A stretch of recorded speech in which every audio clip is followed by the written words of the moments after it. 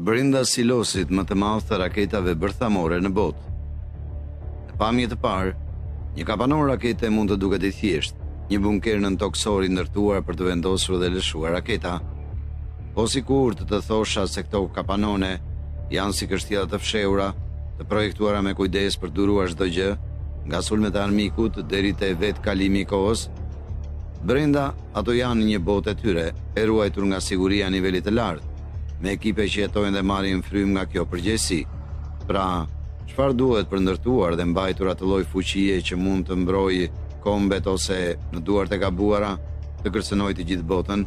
Për të kuptuar shtrirjen e plotë të këtyre kapanoneve, është e rëndësishme të shikojmë vendin e tyre brenda sistemit më të gjerë të mbrojtjes së Shteteve të Bashkuara të Amerikës.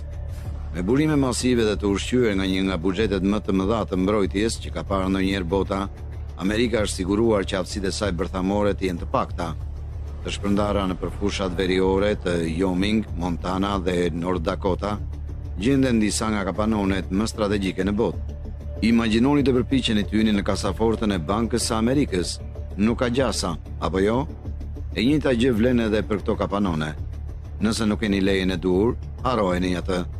Çdo objekt mbrohet nga shtresa mbi shtresa sigurie, patrullat armatosura, mbikëqyrje teknologjisë së lartë dhe sensora që të ndjeshëm, sa mund të monitorojnë edhe veterën. Është lloj kështjellës që edhe ekipet e vjedhjeve të Hollywoodit do të luftonin për të goditur. Tani, mendoni për tensionin brenda. Si punojnë njerëzit në një mjedis kaq të lartë, ku një lëvizje e vetme e gabuar mund shkaktojë katastrofë globale? Është marramense, apo jo? Por këta nuk janë oficerët tuaj të përditshëm. Burrat dhe gratë që drejtojnë këto kapanone janë profesionistë, shumë të trajnuar, të përgatitur për situata që shumica prej nesh as që mund të imagjinojnë. Ata punojnë me duar të qëndrueshme, duke ditur se rrokullisja e një çelësi mund të fshijë qytete të tëra. Megjithatë, ata meten të qetet për qëndruar. Por kjo ngre një pyetje edhe më të madhe. Çfarë ndodh kur ata në të vërtetë marrin urdhrin për të nisur? Si funksionon kjo edhe në botën e sotme, ku lufta bërthamore ndihet më shumë si një relike e luftës së ftohtë se sa një realitet i shekullit të 21? Nën sipërfaqe, oficerët kanë një mision të thjeshtë. Kur të vi sinjali, shtypni butonin. Dhe pasojat e atij veprimi të vetëm, e pa imagjinueshme, nëse shtypja e atij butoni është kaq domethënëse, çfarë ndalon çdo John Smith të rastishëm me ëndrat për t'i dhënë fund botës të bëjë një pushim për të?